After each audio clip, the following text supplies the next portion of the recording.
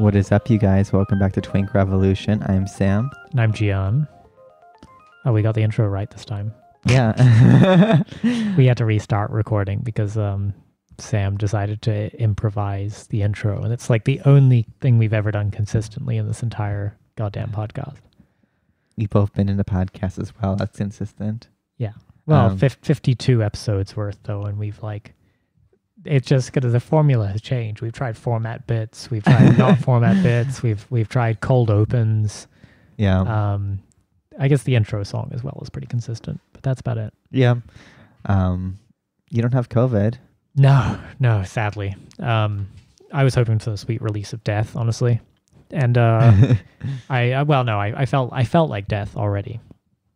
And I went and got tested, and it was I'm happy to report pretty pleasant. The test? Yeah. So I was dreading. I'd seen the videos of where they stick what looks like a bamboo skewer all the way into your brain. And jiggle it around, and people are coughing and retching and in pain and talking about the agony of that shit.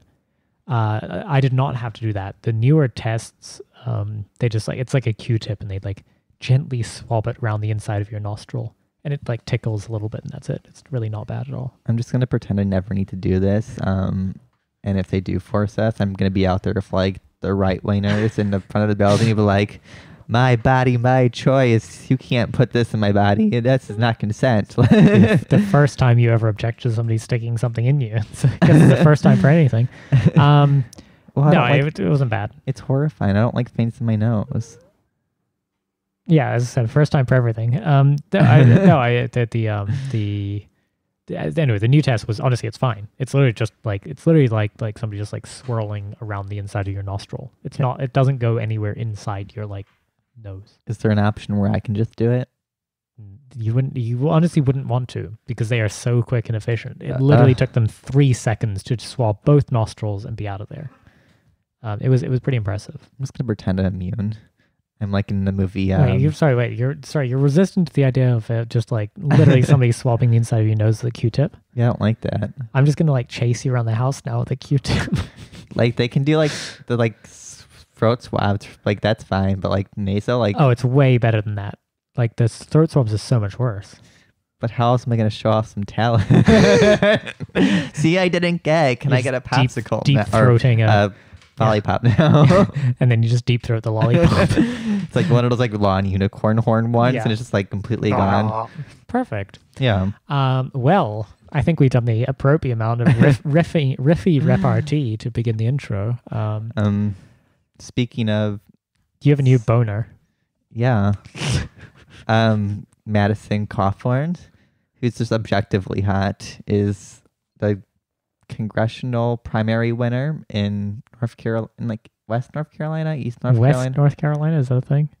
Yeah. Is that a state? I don't know. No, it's I think it's East North Carolina, and it just sounds like it's just saying directions now. North, West, South Carolina. You're just making up Carolinas now. Well, he's 24, and he just beat the Donald Trump choice for the Republican seat. And he kind of looks like a himbo. Or is that the discourse? Yeah, he's a himbo. He's sort of like a hunky Chad. Yeah, he's in the Hunger Games. If you've seen it, the bad guy, the Cato guy. He looks like him, the one who kills the 12-year-old child in the first 5 minutes. I have no idea what you're talking about. In the first Hunger Games, they're really that's where you lost me. It's in the first Hunger Games. I don't remember. I've retained nothing about those movies. He's attractive. So Madison Cawthorn, if that is indeed his name, he's handsome. Yeah. It's a serial killer name. He needs a middle name. Does he have a middle name? Do we know? I have no idea. If he was Madison Thornberry Cawthorn or something, then that would be a perfect serial killer name. Madison Wilkes Cawthorn is definitely somebody who might have shot up a shopping mall or something like that. I think those chances are ruined for him now. I don't think he's the good choice for being a serial killer. I don't know. So anyway, so he's hunky. He's 24. He He's has a in a very wheelchair. chiseled jaw. He's in a wheelchair. Yeah. Is that he was in a car accident or something, right? Yeah, he was in a car accident like a year ago. What do we think about the car accident? Hot or not? Based or cringe? Is that... Are you asking if I think it's hot that he's in a wheelchair? No, not at all. I'm Oh. asking about in car accidents in general. Are you pro or against? It depends on the car accident. Okay. Yeah. You're not David Cronenberg's Crash. You're not getting the autoerotic thrills out of the... Who was it? Was it George Bush's wife who like killed a woman for a car? Or who was this? It was like some politician. Oh, everybody's done that. At least one. Ted Kennedy. Oh, I'm Ted thinking of, Kennedy did it, and then Caitlyn Jenner as That's well. what it is. Caitlyn Jenner. Yeah. That's base. That's some base shit. Right. It was basically a qualification for... So that's what I want to know was Madison Cawthorn driving? Was he responsible for the accident? And did he kill anybody else in the course of this accident? These are the important questions to answer, I think. Actually, I think the better question is, does his dick work? I don't know if you're allowed to ask that. I think we're allowed to ask that. Okay, I guess you're allowed to. You're hot for him. I don't find him particularly attractive, honestly. Well, I'm curious for his Doesn't work girlfriend's for me. sake. There is that bizarre photo from 2019, which is it's him kissing his girlfriend passionately, and they're standing sort of face to face, and then there's two guys They're cousins. behind him, who are his cousins, holding him up, pressing him, but the thing is, the cousins are sort of tenderly embracing each other from behind as well, to like, and the caption on Instagram that he posted this, right, was something like, having cousins that are like bros who will always be there for you or something to share a special moment. And I was like, if he just captioned it with Saturday is for the boys, I would have understood the context completely, but this was a little weird. His cousins were pretty hot too. You have a type. That's what's going on there. But These are like basic, they're like the most like basic straight dudes. They're just like, there's like a factory that just stamps them out and you're like, okay. yes, please. Yeah. But yeah, I watched an interview. I think he was on The View, which is all online, which makes it even worse. So I was like, oh, whatever. Like, I'll see how he is. Maybe I assumed he was like a Tommy Lahren type, where it's like, or like a Charlie Kirk type, where it's like, like like. Are you triggered, libs? Like are you triggered yet? Like a Cartman, like from South Park kind of vibe, where like everyone like who's young and like Republican and like a voice is like so annoying and like just like has a giant stick up their ass, and he doesn't have a stick up his ass. Like he was actually like extremely like good mannered and like. Wait, sorry, you're anti stick up your ass? Yeah, that's for dicks, guys. Oh, okay. Sorry, just be clear. I don't. Dicks and like that asexual dildo that's been going around on Just wanted Twitter. to clarify. Clarify where we were on the pro or against. Okay. But no, he's like very like well mannered and like empathetic and stuff. Like he's like very like, I think he's far more dangerous than like any like other politician who's like young, because he actually is he's the pinnacle of like the American like dream. He's like, he's sort of a hunky boy next door and can kind of talk the talk and use the nice words, right? He's also like in a wheelchair, which kind of like makes him like, oh, like he's like fighting up for like struggle, and like he's also like a small business owner. And is he a veteran? That would kind of just like no, if the thing is, the only thing about like being in a wheelchair, the only better way to get into a wheelchair would be if, aside from being a small business owner, had it been sustained in Iraq or something, or actually, sorry, Iraq's a little passé these days. It has to be some undeclared illegal war we're in somewhere else. So Iraq? No, I was kidding. Yemen. Yemen. He's in Yemen. He's in Yemen. Yeah. He's a veteran of the war in Yemen. Like he's like religious and like, I'm shocked. he likes A 24-year-old right-wing politician who's also religious. Yeah. Gee. Well, he's not Tommy Lahren, where like she got fired for like saying she thinks abortion rights should be available for all people, and that's what got her fired. How dare she? Yeah, how dare she? Sorry. So he's well spoken. He's capable of getting a sentence out without just like trying to troll or trigger the libs. Yeah. You're right. That does make him quite insidious. Does he like? What's his program? What does he want? He's against socialized medicine. Like he's like one of those like anti. That's okay. So are all the Democrats. So it's fine. get rid of abortion, half the Democrats. veteran stuff. Which I Also, don't- it's okay. Abortion rights have been reaffirmed by the Trump Supreme Court or whatever. Yeah. now. It's fine. We're all pro-abortion now. gun rights and like I don't know, like It's fine. Bernie Sanders, economics or like something like that. like corporations are people, like literally shit. I don't. So he's just like mainline. That's the thing. yeah, Is he's like, not radical or he's like a anything. boring, like mainline Republican. Yeah, How delightful. he's the people have been comparing him to like AOC, where it's like the image of like, oh, they're disturbing the like party when they're like, It's accurate in ways people might not have envisaged there. yeah, but I mean, he's way hotter than AOC and way less, I think, aesthetically cringe. I don't know. I saw a photo of him like smoking a cigar, and he has a child's face. So honestly, it just looks very silly. I was gonna make a phallic joke, but then you said child's face, and then I was like, no. No, I think that's why it looks so silly. Is Have you he seen, is, have you seen me smoke a cigar? you also have a child's face, and it's also comical when you do that. I look Do not much- take it up as an affectation. I know. I'd rather smoke cigarettes. Yeah, no, I mean that they are made for delicate lips. They're made for and children. 9 out of 10 doctors recommend. Yeah, no, exactly. Cigarettes for children, cigars are for men and boy revolutionaries. Or like 2-year-old children in Indonesia. Well, no, the 2-year-old was smoking cigarettes. Thank you very much. He knew. That's he what I knew said, it was good for him. cigarettes. Oh, sorry. Yeah. Yeah. But I already said they're cigarettes for children. Except that I guess vaping is cutting in. Flavored vapes are good for children too. In Indonesia, they have Marlboro sponsored parks for children because there's no Perfect. laws preventing it. So almost all the children smoke cigarettes. It's amazing. It's okay. I watch Formula One motorsport, and that's still some cigarette ads in there. Oh, that's one of like the really attractive Europeans, right?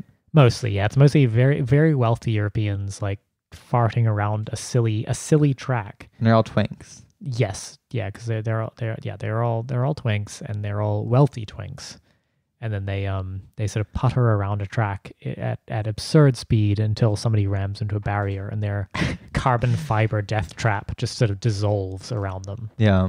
But I actually really enjoy it. It's kind of silly. It's like the jockiest thing about me is I watch the most effeminate sport in the universe. It's your RuPaul's Drag Race. It is, yeah. It's a true drag race down the straightaway. I'd rather watch that too. I mean, I think most of them are very attractive. Yeah, it's a little aggressively heterosexual though. I do wish that they had a little bit more sort of gay sex in Formula One. I feel like that would improve it. I'll work on it. Yeah. There's just such a small minority of wealthy European elites who are also twinks who want right. to do Half them Formula. like live in Monaco. So just to be clear about the class of people we're talking about here, they are not. It's not a sport for the everyman. Is Monaco a favela in Brazil? I don't know. Well, I mean, Ayrton Senna, famously Brazilian Yeah, he's hot. Formula One driver, dead, extremely dead. Yeah, well, he was hot. yeah. But yeah, so I don't know. At least he didn't die ugly. No, I'm just kidding. Yes, yes. Drive Whatever. fast and leave a beautiful corpse, perhaps. Yeah. So anyway, will you be supporting Madison Cawthorn in the general No. I don't- or East, North, West, South Carolina, whatever made up state he's from? I don't really care. Yeah, okay. I Either. my view of like politics is apathetic at this point, and I think the only value we have is at least making it kind of attractive. Like Italian politics, super hot. The Berlusconi bunga bunga parties or whatever the fuck he called them. You have like a bunch of supermodels who are just like high up. Oh like, yeah, it was like underwear models. That was in the Berlusconi days. yeah. I think it still happens, but that was particularly flagrant at the time. It was like 18-year-old underwear models were like the Secretary of Defense or whatever. Or like Croatia's president, she would like rock a bikini on the beach, like, and she killed it. Like, could you imagine Angela Merkel in a bikini on the beach? Gross. Hot. That's actually the only thing that's hotter than that imagery is Amy Klobuchar and Angela Merkel together, both rocking bikinis on the beach. That's disgusting. I'd rather. Wow. We should have like Melania Trump and Assad's wife on the beach. Come on. It's basically just like going back to like the soft pornographic days of Melania Trump anyways. I don't know why people accuse us of having a shallow reading of politics. I don't get it. Why would people say that about us? Well, we don't have anything important to say about Madison Cawthorn.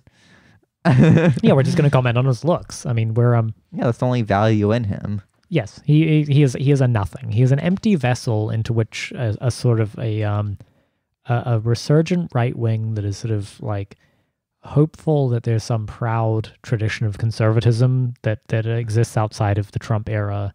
And they're all like, well, this is a return to the true values of the Tea Party, which was literally an insurgent movement against what was the true values of the Republican Party. Like, whatever. Anyway, he's an empty vessel into which people shall pour their hopes and dreams, just like AOC, and then it will be revealed that he is exactly an empty vessel, and who the fuck cares? Well, I admire... He's room meat. He's just like filling space in Congress, as most of them are. I think it's at least nice to have a reemergence of beauty as a form of spectacle versus like, like all these like crazy like cat girls and like scene chicks who like... They can be hot, maybe. Sure, if that's what you're into. That's yeah, it's a maybe. Like, could you imagine if like this guy had like a left-wing economic program and then also liked guns and looked the way he did and had the like manners he did? He would slaughter. He would kill.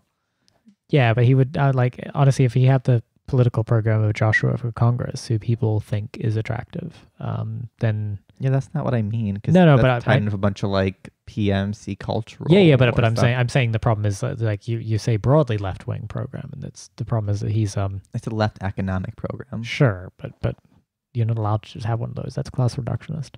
Well, you have to. It has to come packaged with a lot of cultural baggage for a bunch of like left liberal projects, and then you're just unfuckable. Yeah, well, it wouldn't work. That's the problem. Is the aesthetics of Madison, our friendly Mr. Madison, is he works because he has a sort of fashy haircut and like looks kind of like something out of like Jugend magazine or whatever. He looks like Hitler Youth, or also like the Soviet like propaganda posters. Sure, which honestly all the Nazi youth imagery came from like the workers movement and predates it, but the problem is that image is inseparable now. It's very hard to like see that the sort of clean cut white teethed teenager face that he has and see it as anything except a sort of he has a reactionary face is I think what I'm going for there. He should just drop out and just become like, I don't know, like a Coca-Cola like model and just go up He's media gonna career. Pepsi. Yeah. Do like a it's going to be B grade because I don't know. Anyway, maybe him in fairness, maybe him and AOC can shack up and like, oh my god, that'd be so it'll romantic. be a beautiful romance. They'll cross the aisle like star-crossed lovers.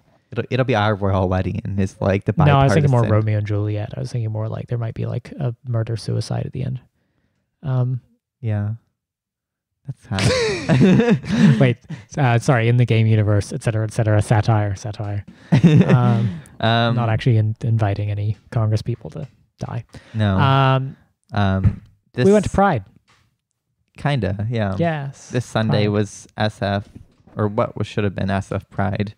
Yeah, it was scheduled to be SF Pride. It wasn't SF Pride. That was canceled. Corona. There was still a Pride protest, parade, I don't know. Yeah, it was the People's March. Yeah, it was like Black Lives Matter mixed with like the Pride. People's March is a very specific manifestation. Every year, right? Sorry? It happens every year, right? I don't know. No, I think this it has is a Dyke something new. March. Yeah, no, it has a Dyke March and Okay. the Dykes on Bikes and things like that. There's a bunch of good traditions. The Trans March I think is usually on. I'm trying to remember. That's on Friday usually, and I don't know if that actually occurred. I heard a lot of noise from Castro. I live in Castro, but I don't know if it actually happened or not. Wait, there's a trans march? Yeah. Wait, like how many people of them are actually like trans though? Is there that many in San Francisco? I have no idea. Yeah, no, it's usually a good attendance of trans people and supporters and friends. I guess Okay. I don't know the divide. I've never asked. Yeah. Honestly, it didn't feel like my business. Just But, start doing man on the street things and just yeah. asking people what their identities are. Hi, what channels do you have?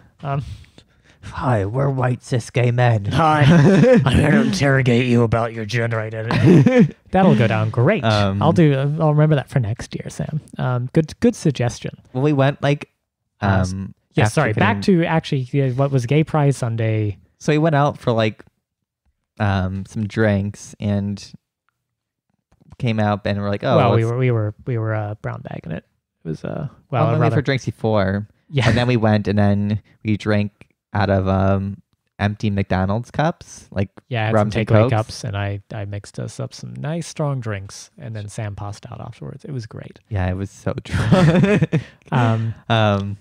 But we went for a walk around. There were some smashed bank windows. That was pretty funny. Castro Street. If you're sort of not familiar with Castro as like the heart of gay life in San Francisco and therefore the world, the only important gay cultural site in the universe. It's like a mostly gentrified gay neighborhood now. Yes, it has there's a certain sort of Disneyland effect to some of it in terms of this things like the Harvey Milk. His camera shop is now the Human Rights Campaign like gift shop. Yeah. So it's like it's all just like it's for the tourists. Scott Wiener's office was once one of the like downstairs shops for when he was running for election last time. Yeah, that was around there. So it's all just sort of like it kind of crappy sushi joints and like a handful of gay bars, and then there's a lot of gyms. It's all gyms, nutrition stores, smoke shops. Like it's kind of anyway, the point is you've sort of, if you've been to a tourist neighborhood anywhere ever, you've been to this place. You kind of know what it's like. But it was fascinating to see that it has some banks on it, and the windows were all smashed out and graffitied with all like ACAB and like queer. What is it? Banks aren't queer. I posted on Twitter the photo. It was pretty good. Yeah, I shared some as well. There was like Black 12. Things like Black Lives Matter, Black Trans Lives Matter. And then there was like, I forgot what the building is now, but it had like a memorial to like a bunch of people who were like gay and trans and black who were like murdered. So that corner at 18th and Castro always hosts. It's literally Bank of America for the record, but it always plays host to sort of neighborhood tributes. But people had sort of put up a few that were more politically pointed, perhaps. Yeah, and then a lot of smashed out windows, and there was a dance party. Yeah, we went and like boogied gently with our overly strong rum and cokes. It was not permitted, for the record. The police were sort of keeping people out, but it was not. There wasn't very many police. I saw like one person protecting like a smashed bank, and that was it. Yeah, that was like private security. Yeah. Some of there's a gay Burning Man camp that brought their truck, and there was another bus that had a DJ and sort of was centering sort of like black and queer voices in like DJing. They've been doing this all over San Francisco for a few weeks. So it was fun. It was kind of a like. It was better than regular Pride. Well, yeah.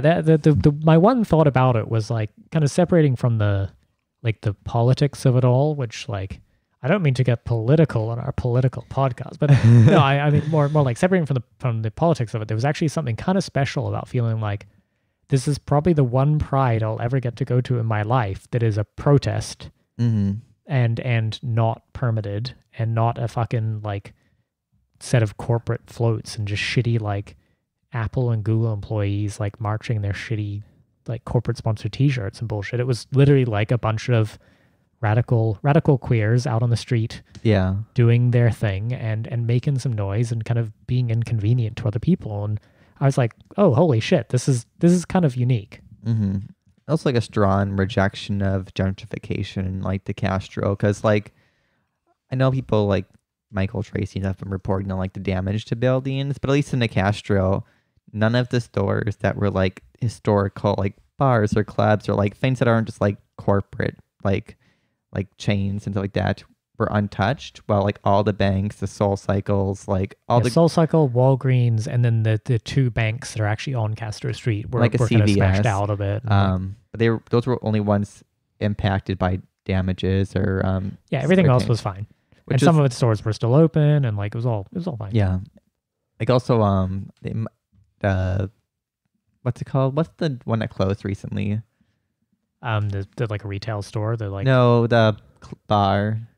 Oh, Q Bar or the Stud? Oh, the Stud, Stud, yeah. which is not in Castro. That's over No. in another part of San Francisco Right. in Soma. But yeah, That one recently shut down because of COVID, and they shut them a few times, I think, or almost did because of rising rent costs. yeah, the landlord's kind Um, of been pushing up rents on this like very historic gay bar that I think's been there since like the late 70s. I want to say. Yeah, and they closed it and then painted it. Now it looks boring, and it got decorated because Yeah, it people are upset that A lot of graffiti on that building, and it was pretty.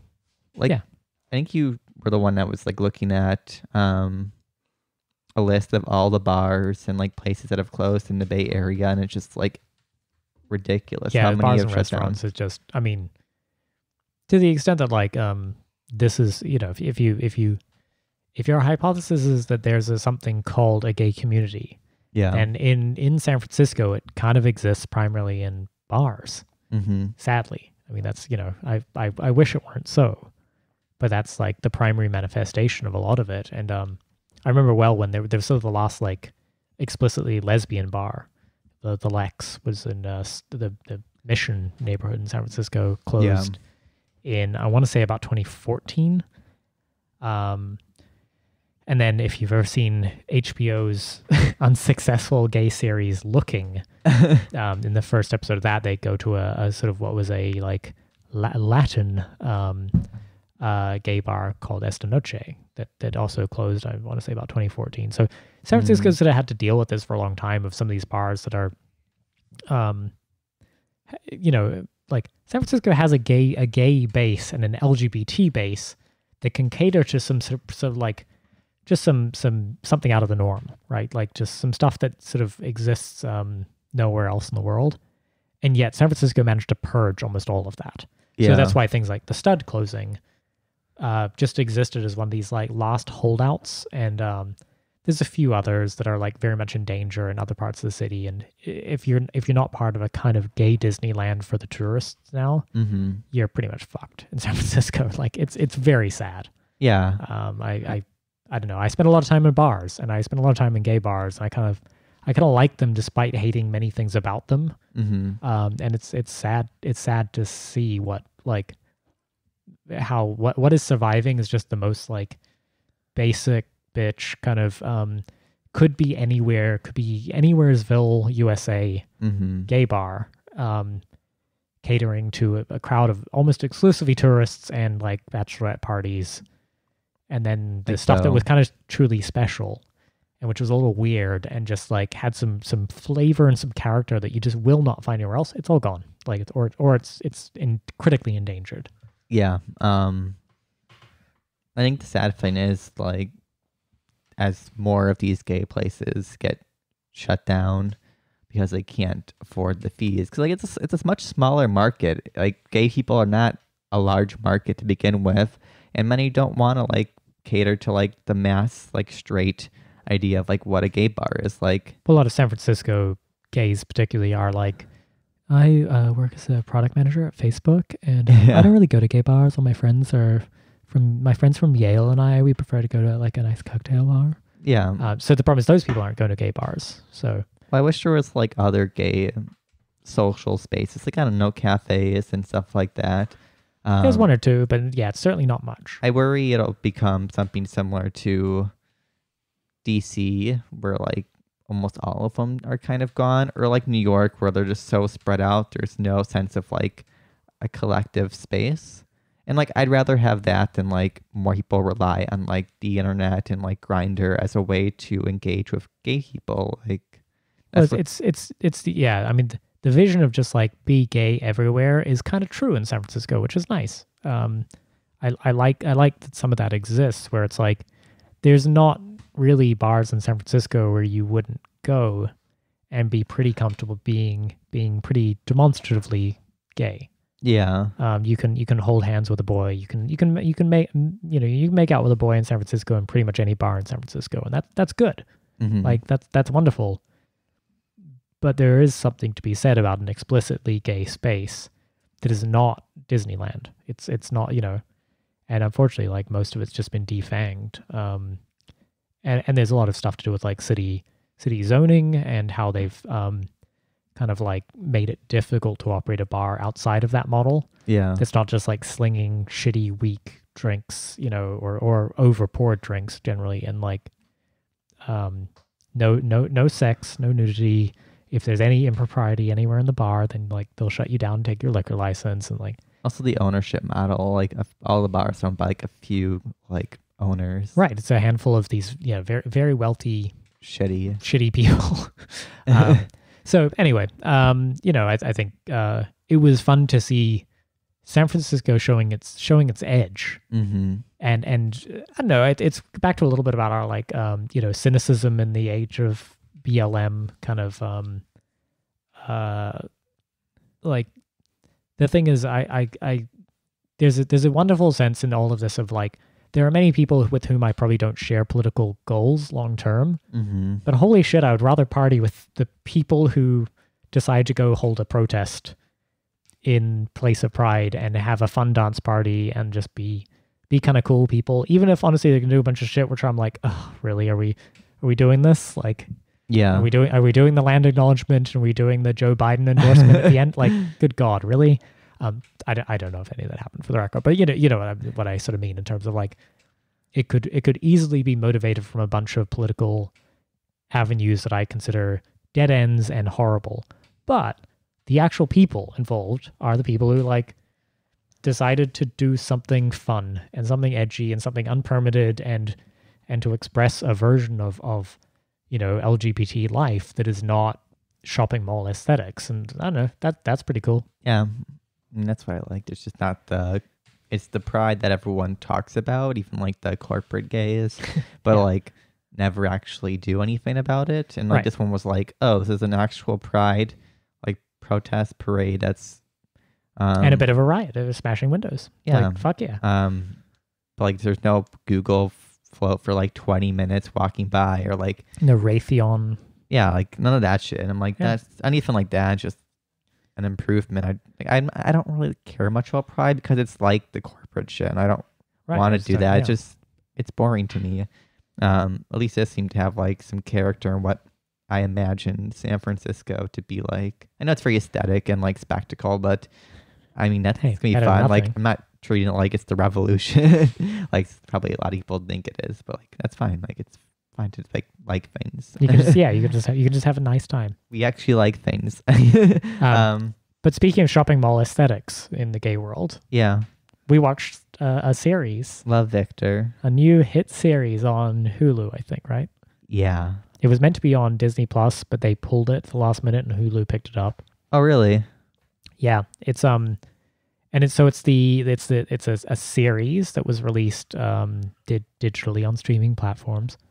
That's effectively a sequel to the movie Love, Simon that came out, which is a heartwarming, no sharp edges, gay coming of age story that came out in like last year before, something like that, 2018, 2019, something like that. Yeah. I Something know. like that. It's, And the format of Love, Simon, only as a lead into talking about Love, Victor, is he's like a suburban, affluent suburban like white he has gay, the perfect life. Like who is nuclear, supportive family. parents, and he figures out he might be a gay. But he and doesn't then- want things to change. Yeah, and he's kind of worried about this. And the thing is, it's fine. Like it's on. There's nothing. There's like I've no complaints about it because it's very much like offered as is. And the format bit of it about why it's called Love, Simon is it's mostly communicated through these sort of like anonymous communiques he's sending with somebody. It's also gay. Another kind of anonymous gay in his town. It's just kind of meant to be like Anywheresville, USA. I don't remember where it actually is, but like the point being, they're exchanging letters sort of pseudonymously, and a lot of the narrative structure of the movie hinges upon these sort of read to camera essentially, or like a kind of like, was it Blue or something is the pseudonym of the other person he's I think sexting so. with, and it's all like, hi Blue, you won't believe what happened today. I accidentally almost outed myself to my best friend, and then it'll kind of cut to a cutaway, and then it's like, Love, Simon. So that's why it's called Love, Simon. Anyway, so Love Victor follows the same format, but is like 10 episodes or something. Yeah, it's 10 episodes, but he's writing to Simon. To Simon from Love Simon. He's like not in school anymore. He's like in college. He lives in New York and is a cool guy. Yeah, cool game. And so what do you think about Victor? Like, describe Victor. He is from a Latino, more conservative family who's not of means. Like twink, I think he's so. Well, Yes, I mean, like I was thinking, Latino twink, I think Yeah. is like, and I say that without any glibness. I suspect that's literally what was written on the pitch for this movie, like for this series. They're like, everyone's a twink. Like, Love Victor, a series about a Latino twink. yeah, he's is he very hot? cute. Yeah, Yeah, no, he's hot. yeah.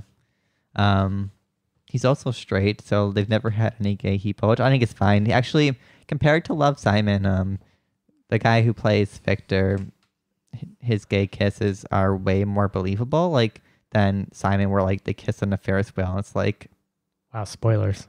Whatever, I'm like, kidding. If you um, haven't seen this movie, you're not going to. Don't worry. but it's like this is so weak. It's like straight people. Yeah, keep in mind it was going to be on Disney Plus, so it is very much like for a family audience. It is very, very like the stakes are very low. The characters are all very desexualized. I would say in Love Victor, though, they were more sexualized because they actually talked about like having sex. Did they? Yeah. He gets pressured by. I'm just spoiler. So if you don't Oh want yeah, spoilers, sorry. Tune out now if you're the one person that listens to this podcast that either hasn't seen this or is going to see it and gives a shit. But Victor's dating this girl and she wants to hook up because he doesn't want to, and she's Girls are like, horny in Love Simon / Love Victor Yeah. universe. and actually there's no gay hookup like at all. At least not in No, his it's season. always I think that was true in Love Simon as well, right? There was no sex in Love Simon. Right. It was just like It's all completely they're kind desexualized. of Ken dolls with like no genitalia. Yeah, at least it's one like They're meant to be like 16 years old, and they are just like the hardest part to grasp about all of this is that none of them are horny. And I accept maybe like especially the guy, the gay guy. right, the guys that you're talking about, these are like young, attractive gay men who are not at all horny. Yeah. And I'm like, I don't understand this universe. Like, okay, we're in an alternate universe. Yeah, we're in Narnia or some Yeah. shit. I mean, I don't know. Like, is it prying too much to say like, how were you as a 16-year-old gay, Sam? I was extremely horny. Okay, right. So was I. Well, it's like this is the difference between like American depictions of like teenage gays and like the UK or Europe, like Skins, which came out much longer ago, had gay characters. And everyone was super fucking were horny. horny. And they were like doing stuff. And they weren't just like these little angels who like the worst thing they did is like, I don't know, drank a beer at a party. Yeah. Like just not real. Like it's not what children do. Like And the thing is, I could have fully bought the notion that they were like horny, but decided not to act upon it. That'd be fine because they were scared or nervous or the situation never arose or That whatever. happens in Love That- Victor. Yeah, right. And the point being like that would be all of like that would feel true to a version of life. But the problem is the premise that all of these characters start with in all of these fucking shows, and I'm lumping in things like all the gay characters and like well, no, sorry, wait, I was trying to lump in like 13 Reasons Why, but there's like one kind of off-screen horny gay character in that, I guess. But Oh, they do the sex way better. yeah, Not- so but anyway, call it at least like Love Victor, and is it Alex Strangelove or whatever? That's the other like Yeah. kind of came out around the same time as Love Simon and whatever. So point being, the problem with all these things is that these you just have like attractive teenage boys who are having a sexual awakening, but it's a sexual awakening in the abstract. Yeah. It's I might be gay because I might want to stare longingly at a boy who is throwing himself at me bodily. yeah. And they're like, gee, Well, I can't for reasons that I won't even articulate because that would mean I was horny. Mhm. It's just, they're simply like, I'm not interested in this. It's not I'm conflicted, I'm scared, I'm confused. That's all believable. Love all that, right? They don't do any of that. It's just I'm not horny. Yeah. I am a D-sex, I'm a Kendall. I think that's the big deal of like this kind of like teenage mainstream like big company funded gay productions is they make the characters sexual when they're dating girls, but once it's guys, they're completely non-sexual.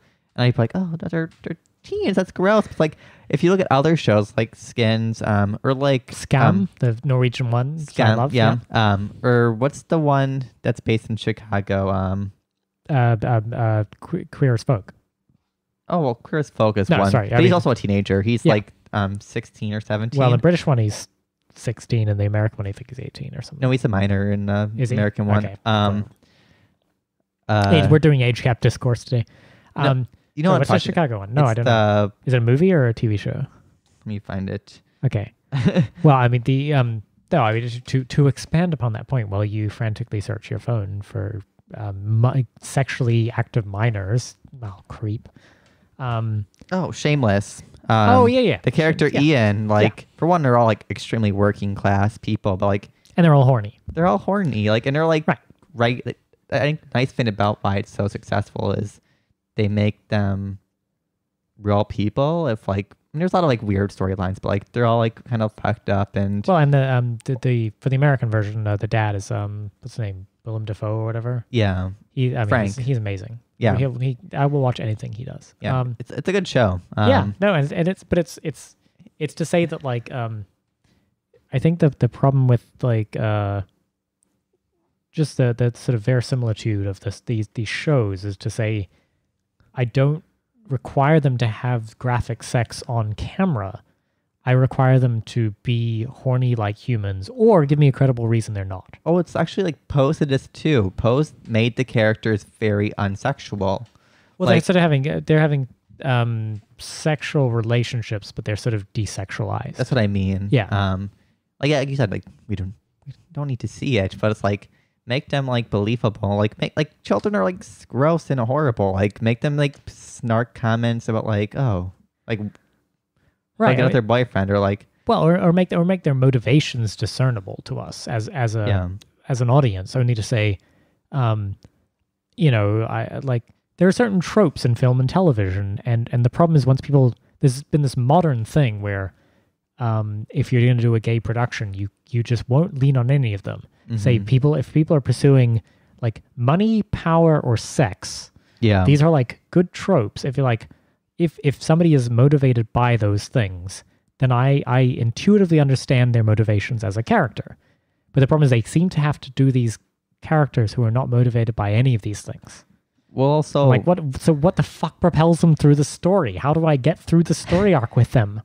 I think it's kind of like a shame because like a huge part about being gay is like people treat it as like it's the romantic thing. Like the big thing is you want to have sex with them. If it was just romantic, no one would have gone to jail. But they're having sex. Like sex is like a huge component of like being gay or like being a lesbian. Like that's what you do. Like well, I'd say it's exactly right. I would not say being prosecuted for like the thoughts in your head. You're being prosecuted for like back in the day, like your behaviors. It's the sex, like it's a sexuality, but they're getting rid of the sex in it. So just sexuality. It's like that's what it is, and it's like that's very unfortunate for a lot of young gay people who are like, oh, am I supposed to be like that sexless and like shit? Well, like I watched tons of like straight movies and like everyone's like fucking horny. Like Teen Wolf's actually extremely horny, and they're all horny. Their motivations are discernible.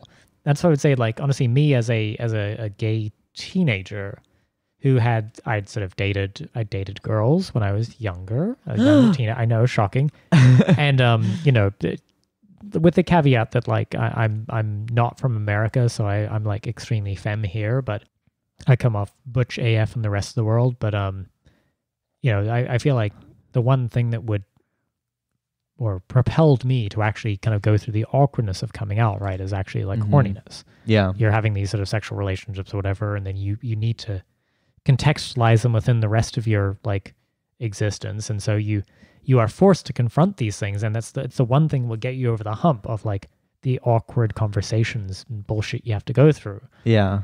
But that's completely absent from this universe, and it's like it's not clear who are the people who believe these characters' motivations. Yeah. Well, it's for straight people. Like it's like primarily for like wine moms, mostly like wine liberal moms, and regular people too. Like from my mom when she visited with my aunt. Your San Francisco. Your mom's not a white mom. No, she's not a white mom.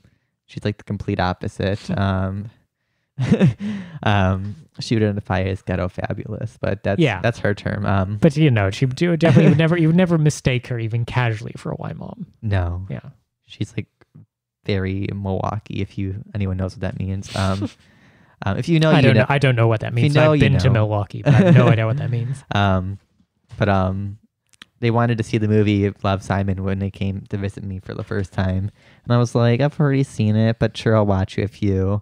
And when they came to the scene of like the parents like finding out and like dealing with it in their own way, they were like crying. They're like, "Oh, that's like us. Like, oh, remember when you did that and blah blah." Blah. It's like, remember you were a stupid faggot. Remember when you ruined family dinner. Remember when you weren't horny? Yeah, I think the parents never said to their child. But that's what they wanted to see. Like, I think my mom probably isn't the type that's like thought about any of that and probably doesn't actually care if gay people are like sexual. Like she used to watch Logo when I was in the closet. And that's disgusting. Like Logo's the gay channel, which made me very uncomfortable seeing like depictions of gay people being sexual. Ew. Because like I'm not out, and like if I react in a certain way, it's like, oh, that's bad. Yeah, if you get a boner, it's awkward in general. I wore a lot of jeans and I think I was safe. But it's like, for most people, they want to treat gay people like, oh, we accept you, but I never want to think about you doing anything sexual because that's gross and blah. Like, no, totally. I remember actually in college, I once showed some like friends who were like a little more like conservative background. I was like we're drunk. And we're like, someone was like, let's bring up porn. I was like, well, here's gay porn. They were like horrified and we're like, oh, and I'm like, okay, but like it's not any different than straight porn. Like I've seen that too. Like, yeah, the fact you can't. I mean, maybe they weren't ready. But like the fact you can't handle like gay sex is icky. Like they all know what it is. Like straight people have gay or not sorry, sodomy. They do ass sex too. Straight like, people do it in the butt. Yeah, so I'm like, what's the difference? It's the fact it's a two man. Yeah. Well, but that's I think the like from a purely sort of cinematic standpoint, if we were to simply remove this from like the pantheon of gay cinema, and simply say, I want discernible motivations, like lust for power, money, or sex, like horniness, right? Like if what is propelling these characters through this universe you've constructed and through this narrative you've constructed is one of those things, then I immediately understand it. Yeah. And all these plot lines that they use in Love, Victor and Love, Simon are very pat. They're like they're incredibly sort of predictable in their own way. It's Disney Channel shit. Exactly, it's fucking Disney, right? But the point being, lack of but. It's in terms of like the characters are not propelled by any of those motivations, and therefore if you get into these incredibly pat kind of storylines, then I need a discernible motivation, and the one that makes sense if you're talking about coming of age, realizing you are a sexual creature, and realizing that your sexual interests are not those of the people around you. Yeah. That's literally what is propelling these stories, and yet what they do is bleed it of sexuality. So these characters are not motivated by any kind of horniness, and I'm just like, I don't understand them. Then they're bizarre. They're Ken dolls bumping their genitalless plastic forms against each other. It's incredibly boring to watch. No, I just realized like what show was actually really good at doing the opposite of Love, Victor in a way that was actually like still appropriate for like the mainstream was Degrassi, like old Degrassi, like the first gay character, Marco. he came out because he had a crush on his like friend's gay brother, and he wanted to act on those feelings, and like he was driven by like sexuality. Like the whole show was like He wants to smash. not the new shit. The new shit's crap. But the old shit. Degrassi, the new shit. But they're like driven by like their careers and like sex and like money and like actual things. Like they're actual like regular people with like some weird like stupid little side things. But like Yeah. overall, they're like dealing with real stuff, and they actually make all the gay characters like real people, Right. and they're not trying to like. Well, yeah, and Please, that's the thing. I don't need to watch them having gay sex. So Yeah, there's none of that. Call Me by Your Name panning to the tree during the one gay sex scene, depicting the straight sex, but then panning to the tree outside the window for the gay sex. That annoyed the shit out of me. But that's an entire like that's interior to the universe of the movie in terms of why that's a dumb move. However, Call Me by Your Name, there's asexuality to it. I don't think it's good. I don't think it's well played or well depicted. But at least I would say about that like that's an element that propels some of the characters through their arc. Mm-hmm. Or as you mentioned, like Skins, right, is a good example of like Great show. Well, just that's the thing. Like the gay characters and the straight characters make occasionally bad choices and end up in sticky situations that are sort of require narrative development in order to get out of them because they were horny. They do dumb things because they're horny, and like that the in the Love Victor Disney universe they never do that, and it's very frustrating to watch. Just from a purely like telling a story perspective, I'm annoyed because I'm like, no, you're kind of making them do things, but they don't make any sense because these characters don't have sexual attraction. The characters don't do anything. Like they're school students, so they're not doing anything school related in the fucking show.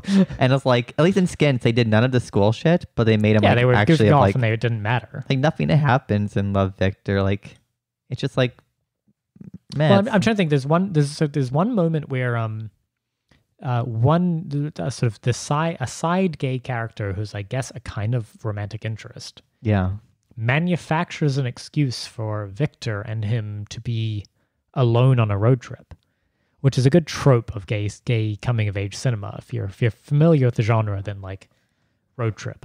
But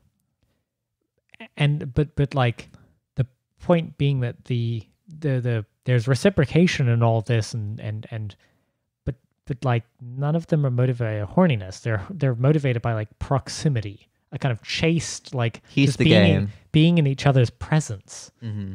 is the end goal here. And if that goal is frustrated, then the characters act or react to the frustration of that goal. But just from a pure storytelling perspective, and I mean this in like an abstract literary sense. If I cannot discern what the motivations of the characters are, then you are doing bad storytelling. So Love Victor, for any other crime I don't care about in terms of storytelling, the dialogue is awful. Just to be clear, the dialogue is just written by fucking like one of those like I trained a bot on 10,000 hours of like pulpy soap opera gay subplots. Yeah. And here's what it came up with as a script. So the characters are like they just utter lines that are not discernible to humans. But the main issue I have with it centrally is that the characters do things that should be motivated by horniness, but they're not. Also, I'm so over like all the characters in Love Victor and Love Simon who just get like drastically upset for finding out the person they've been dating is a gay guy. Like, I'm sorry, you're dumb enough to think any like straight teenagers like, oh, I'm gonna wait for sex. Like, I don't believe that shit. And they have flawless teeth and skin, and they're like. He checks out the gay guy so many times. Like, are you blind, chick? Like, also right. like, but you could no. But that's the problem. Is this is where I get into the fact that there's a contradiction here because the girlfriend, and there's a sort of is he bi, is he not moment, which whatever we're doing very Gen Z discourse, but the I keep saying the word but because there's no but sex in this. No, but the fascinating thing is the problem is that it doesn't scan. Because if he was lusting after the other character, like after a man in this show, which he ordinarily would be, then the girlfriend could feel aggrieved about that behavior in certain ways because he'd be acting in certain ways that would be showing a sort of impropriety. But he doesn't because he's desexed. Yeah. He has been neutered, and therefore he's not lusting. He's just being friendly. Mm-hmm. And so then she appears irrational, and so they're doing an anti-feminism by making her just like a hysterical woman. Yeah. They're using that trope freely because they're not willing to have a gay man be a little bit lecherous towards another gay man. Wow. Horrible. See? Disney did a sexism. They did no growth. They did a misogyny. They do not know the multiplicity of their intersectional offenses. Yes. But speaking of other Disney's canceled. other gay productions, Eurovision Song Contest movie came out on Netflix earlier this week. Yeah. And we watched it. And Yeah. honestly, I know you fucking hate Will Ferrell. I hate Will Ferrell more than I love life. I thought care. I thought I had Corona, and I was more excited about having Corona than I was about Will Ferrell in this movie. I hate him so much. But they got the formula down. Like, they depicted Eurovision to primarily American audience very well. Like, they did the whole process and like how it works for the most part. And they even did some like the fun tropes, like, oh, that's the girl from Britain. She won X Factor Britain like 4 years ago, but no one likes them, so they're gonna get 0 points. Like, that's what happens in Eurovision. Yeah. No. It was a well-produced movie. I'm a Eurovision fan. Me too. Long time Eurovision fan. So it was doing fan service very effectively. Graham Norton is in there as like a commentator and things like that. Like, there's a lot of good cameos from past Eurovision stars. Lorian. There are some genuinely very funny moments in the movie and some very funny lines in the movie. My only objection is that Will Ferrell is incapable of not hamming. Yeah. He's just hamming constantly through the whole thing in a kind of gurning, just like, oh, you got the joke yet? It's awful. And so the problem is that there are many quite funny scenes when he is off screen. It's in the trailer, so I'll happily reveal it. Yeah. So the setup is it's Will Ferrell and his childhood girlfriend who they're now kind of both like middle-aged effectively. It's been their dream to be the Icelandic Eurovision Song Contest representatives. And through a series of mishaps, whatever, I'm not going to explain that because it's a fun reveal. They end up being the only option that the Icelandic television, executives have. And there's a very funny scene where the Icelandic TV guy, whatever executive guy, is talking to a room of people, and he's saying, "Oh, these people, Fire Saga, which is the name of their group." He's like, "Fire Saga is our only choice. They're terrible. They're old. They're washed up. Their songs are awful. I hate them so much." He goes on and on and on, and then it pans, and they are in the room, and it's a fabulous comedic moment. But it's a fabulous comedic moment where Will Ferrell's off screen the entire time, and I would say that the pattern of the movie for me was repeated there, where there's genuinely good comedy writing in it, and like very quick timing on the things and very like funny lines.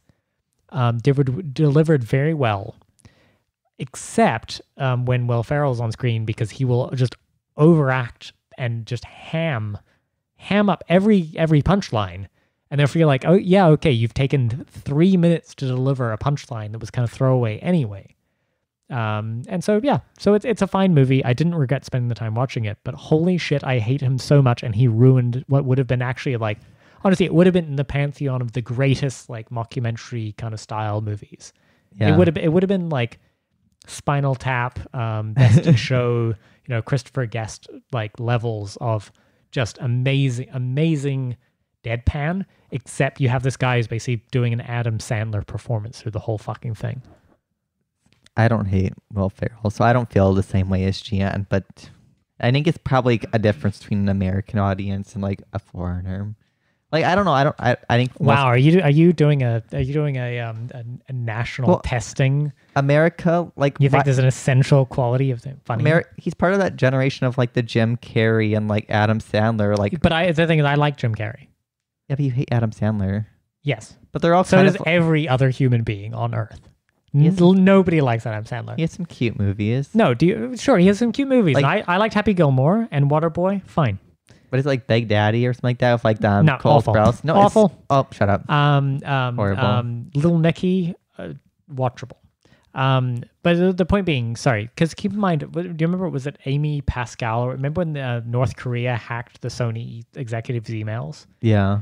And there was a funny thing where like there was the producers inside Sony emailing each other being like, why the fuck are we making more Adam Sandler movies? These are awful.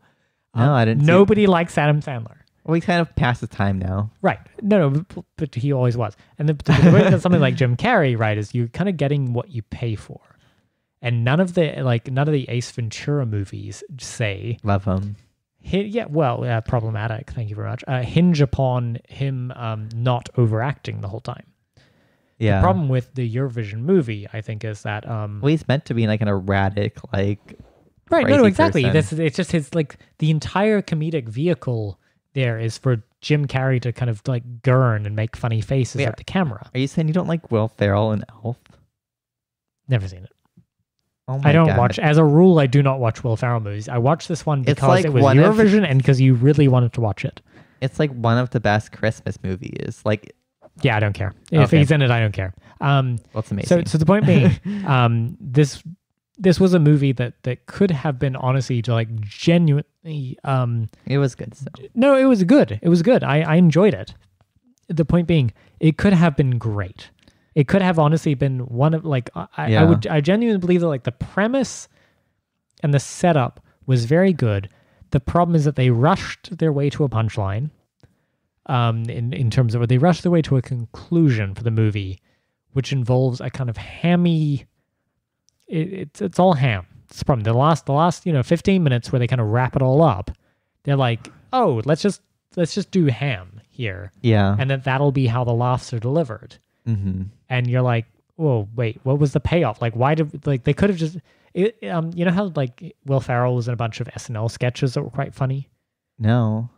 Yeah, the cowbell one, for example. Got to have more cowbell. Oh, that was him? Yeah, well, okay. So and that's only watchable because Christopher Walken is in it. I just know the phrase. I don't actually watch. Oh, okay. No, those. they're genuinely very funny. Wait, I think it was SNL, right? It was Mad TV. I don't know. Whatever. I think it's SNL. But anyway, the point being, genuinely very funny scene. But that was one of these things where the premise is good, the setup is very good because it's Christopher Walken doing it, Yeah. and then the kind of like the filler is Will Ferrell overacting in a scene, and just like doing a ham because it's all he can do. He has one speed. He has one setting. So I mean, this is a movie where it is funny in spite of him just doing that the whole time. And I would say Jim Carrey, who is famous for overacting and everything and just being like, oh, guys, constantly, Yeah. has not ruined as many scenes as Will Ferrell has. I think he's worse. Like, put it this way, Jim Carrey in The Truman Show Mm-hmm. holds back. He does that a couple times within a context which, like, within the narrative structure works. Yeah. He's greeting his neighbors goofily. That's fine. Because we don't require Jim Carrey to be acting in that moment. And so he just does Jim Carrey, the character, and then we move on swiftly. And The Truman Show, good movie as a result. I dare you to name a Will Ferrell scene where he doesn't just like do a bunch of scene stealing bullshit that honestly just detracts from the actual narrative structure. Yeah. I don't think it's ever happened. I think the only reason Well, he's that I've not ever enjoyed him in anything was in that fucking I've got to have more cowbell scene, and it's only because Christopher Walken is so perfect at deadpan that he can redeem that scene. Okay. Wow, really? That's all I get. I give you gold. I give you a nuanced critique of fucking Will Ferrell's entire creative output, and you give me okay. Honey, you're talking to the wrong person. I Fuck think you. my time of like watching like comedy is just watching like American Dad for like endless hours and like That's fine. Futurama. That's funny. That's well written comedy. Yeah, but it's like That's mind well numbing. written. I'm used No, but it's still well written. I'm saying Will Ferrell would ruin if Will Ferrell appeared in American Dad, he would ruin it.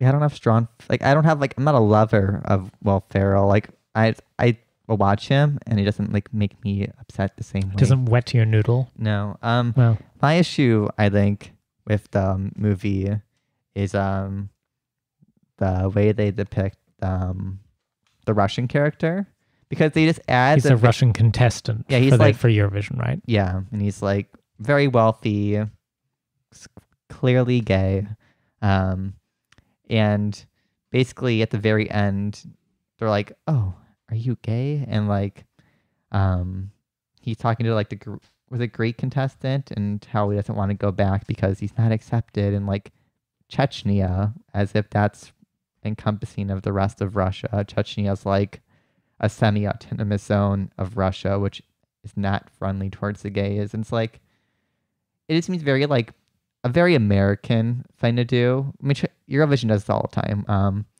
But like, they didn't politicize any other country except for Russia at the very end as like a gotcha. He's also the bad guy in the movie, kind of. And just like, why was this, like, what was the point of any of this besides just like another slam of like Russiagate shit into a movie? Like, they brought on the chick from Israel who won like 2018, 2019. Don't remember her name. Chicken Bounce, whatever. Yeah, like they brought on her. There was no talk about Israel. They brought on the girl who won Ukraine, who sang a song about Stalin killing or like excommunicating the Crimean Tatars, which should have been not allowed. And also, she only beat Russia, Sergei Lazarev, because of the Well, isn't they he won the popular vote. She only won because everyone else was mad, and there was like some geopolitical stuff because of Crimea.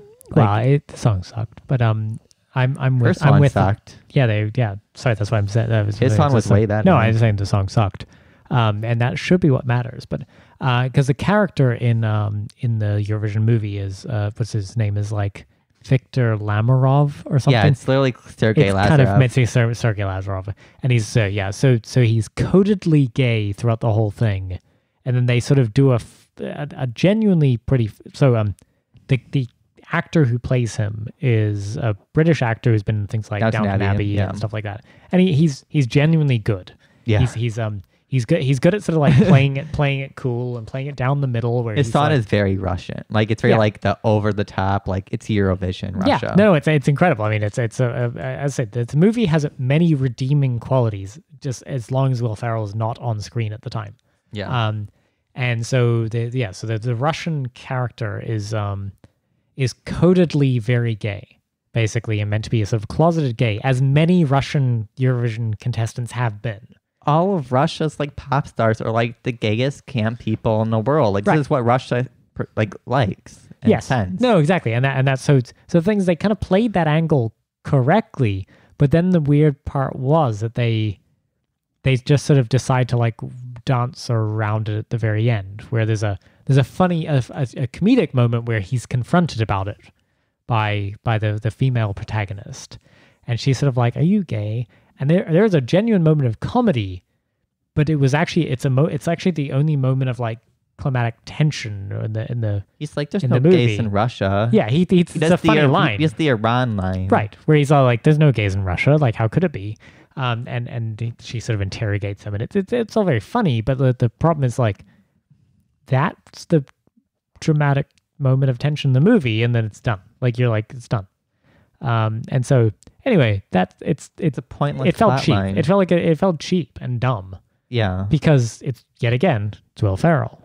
Because the problem is what they Will Ferrell. No, because it is about. I mean, Will he Ferrell. produced the because movie. Well, yeah, but no, it's because what they had to do then is that would have honestly been the if this was Ace Ventura: Pet Detective with Jim Carrey, doing a dumb gay joke would have actually been the climax of the movie, and we could have just been over with it, and it would have been funny, and it would have been done. But instead, they have to have an extra 20 minutes of Will Ferrell hamming on screen to kind of amount to a climax of the movie, and that's why it was like a dumb movie, and it sucks because it honestly was almost very, very funny. It was almost like outrageously side-splittingly funny, and instead they settled for it was okay. I don't think the Russian part was funny though. I think it wasn't. Like, that's what I'm saying, because it wasn't played for laughs. It was it was a political plot line. For one, like they kind of hid that he was from Chechnya, which I didn't realize until I read an article about him. Because like, What? no, because Chechnya is very Of different. course it's different. And they just say, oh, Russia. And it's like, oh, well, if he's like mentioned like once that he's from this weird autonomous region covered by like hardcore Islamists, like, of course that's probably different. And it's like Eurovision does this too. It's like Eurovision has like tons of like political scandals and shit all the time, and like controversies. And it's like Russia, like when they actually were almost gonna win, like in 20, I don't know, when the Ukraine chick won, they got asked questions like, oh, well, a lot of Eurovision fans are gay, but it's not very safe. And they're like, there's tons of gay bars and stuff in Moscow and shit. What are you talking about? You've had Eurovision there before. And it's like, it's just very pointless because like tons of other countries are very bad on gays too. Like why? Right. Like, They're trying to pretend that Russia's uniquely antagonistic. They had it in fucking Ukraine. Ukraine's not a friendly place to gay people. Well, I think But like- that's what I think. I think it's a narrative flaw in the movie that they, once again, it's back to like Will Ferrell's like SNL kind of vibe, where the problem is they were doing an SNL punchline in the movie, which is just make a Russian villain. Yeah. Boring. It's like a boring Bond movie, and the problem is he's actually like the way in which the movie failed on its own terms is that the Russian villain is actually incredibly likable, incredibly sympathetic, and he sort of is the one propelling a lot of the actual plot forward by providing good advice and being sort of like a kind of He's funny. a natural counterpoint, right? To like, and the thing is, they make him very obviously codedly gay throughout the movie, and so the problem is that I'm going to spoil a couple things. Turn off now if you want to watch, if you don't want to spoil. Like, so a lot of what's propelling the plot forward is him being like to the Icelandic woman who's the love interest of Will Ferrell's Icelandic man. And he's sort of like, come be my beard, essentially, be like, you can, we'll produce music together. And you want a tiger? I'll get you a tiger. Yeah. He's like, I can give you all the riches you want. And come do this with me. And she's like, no, but I'm with Will Ferrell. And Will Ferrell and her are not romantically together. That's sort of left as will they, won't they, until the very last minute. Spoiler alert, they do. But the problem is he's offered as a very codedly gay character early on. Basically, as soon as he's introduced, so you're like, oh, he's gay. He's gay and he's a threat in the contest of Eurovision contest. And so the problem is they just never do anything with that. It's also and it's dumb. It would have been more authentic to Eurovision if they just never added the last comment from them, because like we know Eurovision sends tons of like Eurovision Russia sends a lot of either like very like flamboyant or like Azerbaijan definitely gay. Yeah, they have so many. They're, fucking all the countries. Eastern Europe loves sending like flamboyant, like pretty much like queer than like Lady Gaga kind of shit. Like, oh yeah, super camp, like super gay. They love like, codedly gay, but then they will always be like, if you look at the Wikipedia entry, it's always like so and so is guarded about their personal life, and that's it. It's like they're not okay. They're not out gay pop stars, but they're gay pop stars. Yeah. So there's no need to put that in. Like it was just like it was wedged in, and then it's also just the problem is their desire to wedge it in, but in a kind of woke way. Yeah. But they didn't want to make the butt of the joke the fact that he's a secret gay Russian pop star who's an antagonist. They couldn't make him the villain because he's gay. Yeah. So it's like, well, wait, what the fuck are you doing? So the problem is Eurovision, everyone's gay. He's not an antagonist. He's not he's not an actual threat in any of this. And yet they kind of tried to use him as the antagonist. So the movie ended up as a mess at the end. It's like the Greek girl who's his friend also comes off as like, oh, is she going to be an antagonist as well? And it's like, oh, she actually just They couldn't do that. Like she was actually sexually interested, spoiler, in Will Ferrell. It's like, for one, unbelievable. Unbelievable. Because his acting is so terrible. Physically, like whatever, I can believe somebody would be into him, but just his hamming would be all. But no, I mean, it's exactly that. And that's the problem. So the movie ended up in a mess because they were trying to do a certain kind of like toe a weird line where it's like the woman can't be a like the archetype they were trying to use for the Greek contestant woman is like hot girl slut who's going to be like the temptress. Yeah. But they weren't willing to use that as a trope because that's misogynistic. And she was a good person in the end. Right. She ends up just being nice because they're like, okay, we're just going to write her character as a good person who's actually nice and lovely throughout the whole thing. And helpful. You're like, yeah. And you're like, wait, then why is she an antagonist? And then you get the gay Russian, the gay Chechnyan, and he's meant to be an antagonist is like trying to steal the girl, but he's openly gay throughout the movie to the audience. Yeah. So he's not an actual sexual threat in this. And then he's helpful and lovely and supportive because they're yet again being woke and they can't have a gay villain. So you're like, wait, so this is a movie without an antagonist, and then the dramatic tension is sort of like a redemption arc, and it's so anyway. I genuinely I laughed a lot through the first hour of this movie, and then I sat stone-faced and bored through the last 30 minutes of it. It's only an hour and a half long, so it's fine. 2 hours. Is it? Yeah. Okay, then I laughed a lot through the first hour and 30 minutes of this, and then I sat incredibly bored through the last 30 minutes because it's just like them trying to figure out how to square the circle of we're trying not to do we're trying to do woke tropes, and the woke tropes don't work out, and they can't figure out who's the antagonists and who's the protagonist in this, and how do we deliver the laughs not at the expense of any character that is like a sacred cow or whatever. And so anyway, it's a fucking mess of a movie for the last 30 minutes, but honestly the first hour and a half deeply incredibly funny, and honestly could have been one of the greats. It could have been one of the best movies ever made. I genuinely believe this. Yeah. If Will Ferrell had learned to just tone it the fuck down in any scene, and had they just committed to the bits they'd set up. Yeah. Just make the gay joke. If they'd made the fucking gay jokes. Yeah. And that he was a dramatic tension because he was actually in contention for that's the contest. funny, but once they made it beyond that, it's no, they tried to make it both woke and then also make a gay joke, but they couldn't make a good gay joke, so they made a bad gay joke, and it's and dumb. then you have your Russiagate comment. Right? Exactly. They tried to make a Russiagate comment instead of just doing a Russian gay joke. So I think we were asking are you gay? That's funny. Because everyone's sure, oh, that was awkward. It was an awkward, funny, dramatic tension to resolve. But beyond that, it's apparently Chechnya has become a big pink news vein because of this movie, because of course it is. And actually discovered this really cool city, which apparently Chechnya is building this giant theater, and you can shoot grenade launchers, actual grenade launchers, and shoot guns underwater and stuff now. Sounds amazing. I know we're going on vacation. It looks like Vegas, but you can't drink or smoke anywhere, and you can't wear shorts. Never mind. We're not going. But it looks I really can live cool. without shorts, but drinking and smoking is kind of my only passions. So basically, I'm telling you, we're going to do a Twink Rev trip to, what was it called? Kadim? I can't remember. The capital of, Chechnya. Yeah, whatever. It looks cool, and we're going to do a gay trip. And can't wait. River actually just commented on my post about it, saying, I'm getting hate crimed in Sharia Vegas. Perfect. I think we have an episode title now. Love it. Well, all right.